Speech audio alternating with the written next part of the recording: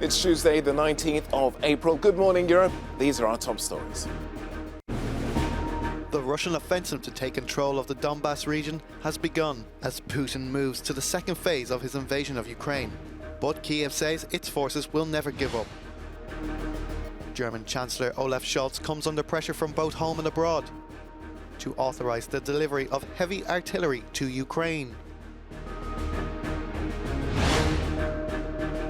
And UK Prime Minister Boris Johnson gets ready to face the music after being fined for attending a party during lockdown as Parliament comes back from Easter recess.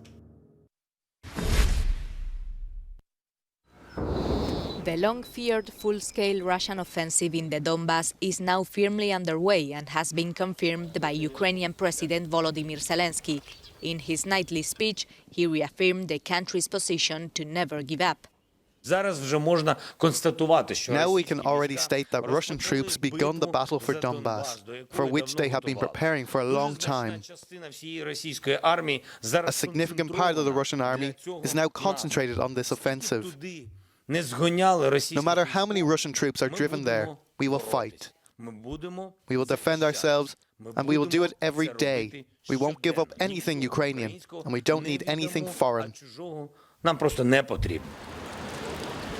Ukraine now considers that the second phase of the war has started. However, shelling had never stopped, and it even became more intense in the northeastern city of Kharkiv. Several strikes have also been reported in Lviv in the west, where 7 people were killed. And in Mariupol, fighting intensified on Monday with heavy bombing on the Azovstal factory, where many civilians and most of the remaining Ukrainian forces were sheltering. However, Pentagon spokesman John Kirby said that the city is holding out. Mariupol, as you guys have all seen, continues. The Ukrainians are still resisting. The city has not fallen to the Russians, but they continue to pound it from the air and through long-range fires. So it's been just over the last several days, you can continue to see the Russians are doing what we call shaping. They're trying to set the conditions for more aggressive, more overt, and larger ground maneuvers in the Donbass. The U.S. has already sent a new aid package to Ukraine, which includes military equipment, and has announced that President Joe Biden is not planning to visit Kiev for the moment, despite the insistence from his Ukrainian counterpart. While war crimes are still being investigated, Russian President Vladimir Putin honored the brigade that is accused of committing such atrocities in the town of Bucha, where bodies are still being identified and buried. The Russian Defense Ministry reported that it destroyed a facility storing foreign-made weapons near Lviv on Monday evening. It has also claimed strikes on hundreds of targets from Kramatorsk in the east to Lviv in the west at the beginning of this week. Ukraine's Armed Forces Command said that Moscow is set for a new offensive in the east of Ukraine in order to take control of the totality of the Donetsk and Luhansk regions.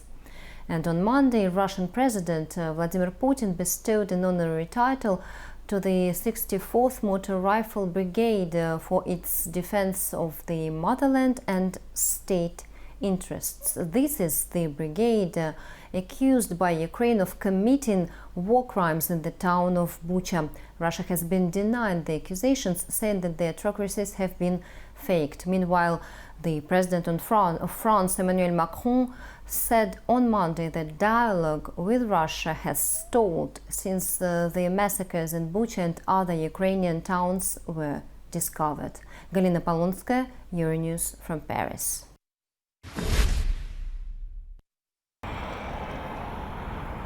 European Commission President Ursula von der Leyen believes that Western sanctions are increasingly undermining Russia's economy. In an interview published on Sunday, she said that the EU would look to further target Russian banks, including the Sberbank, which accounts for 37% of the Russian banking sector. But speaking on Monday, Russian President Vladimir Putin discredited the success of Western sanctions. We can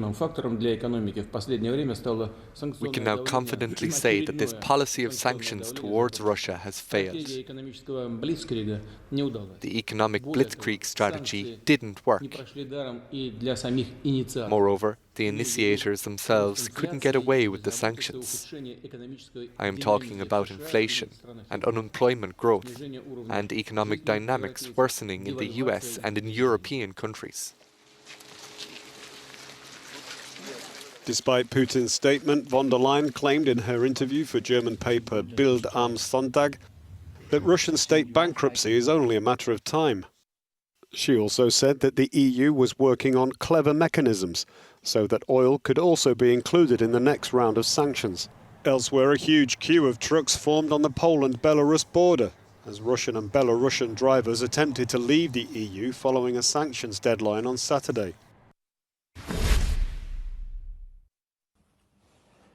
Ukraine's security service has released a video message from imprisoned pro-Russian politician Viktor Medvedchuk. In the footage, he calls on Presidents Vladimir Putin and Volodymyr Zelensky to swap him for defenders and residents of Mariupol. Medvedchuk's wife, Oksana Marchenko, also asked the Russian president to assist in her husband's exchange. Russian press secretary Dmitry Peskov replied that if there was any reaction from Vladimir Putin, then authorities would report on it. Meanwhile, Russian television released a video in which captured British soldiers Sean Pinner, seen here, and Aidan Eslin appealed to Prime Minister Boris Johnson for help. They asked to be exchanged for Viktor Medvedchuk. According to the Ukrainian Special Services, Medvedchuk, who was put on the international wanted list, tried to escape abroad. On April 12th, the Ukrainian authorities announced his arrest. Later online, Ukrainian President Volodymyr Zelensky offered to exchange the Moscow supporter for captured Ukrainian soldiers. Should this swap happen, it wouldn't be the first during this war. 3 weeks ago, Ukrainian and Russian forces conducted their first soldier-for-soldier exchange since Putin invaded Ukraine.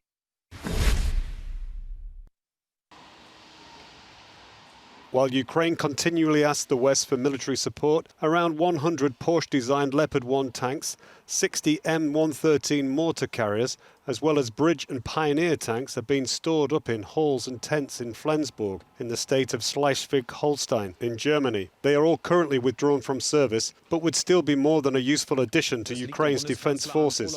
This is the Chancellery's fault. Olaf Scholz is stepping on the brake and is thus putting a huge responsibility upon himself. He's not helping Ukraine in this matter, and it would be easy for him to do so. Olaf Scholz is coming under increasing pressure both from within and outside of Germany to authorise the delivery of heavy artillery in order to help Ukraine defend itself against Russia. Coalition partners accuse him of failing to live up to the promises he made in February, which was to relax Germany's restrictive stance on exporting weapons to conflict zones. The Chancellor has said that he wants to modernize the military, but support Ukraine at the same time. This needs to be implemented.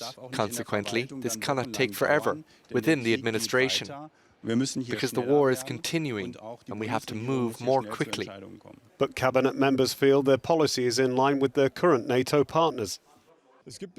So far, there are 2 countries who've delivered armed vehicles of Russian origin, that is Poland and Czech Republic. All other NATO members have not done that. Should there be a policy shift, it has to be done jointly. But critics of Scholz say he is deliberating on a decision in an effort to appease those within his party who are still hoping for a diplomatic solution with the Kremlin.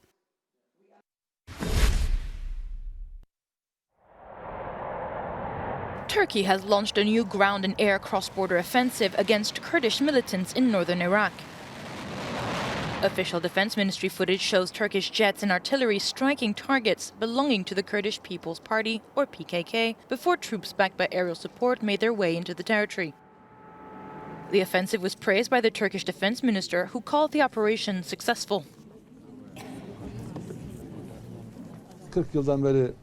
We are determined to save our noble nation from the terror misfortune that has plagued our country for 40 years.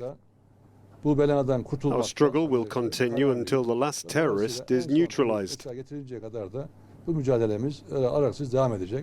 Turkey conducts regular raids against PKK positions. The Kurdish group is labeled as a terrorist organization by Ankara and the West and has training camps and bases in the Sinjar region and in the mountains of Iraqi Kurdistan.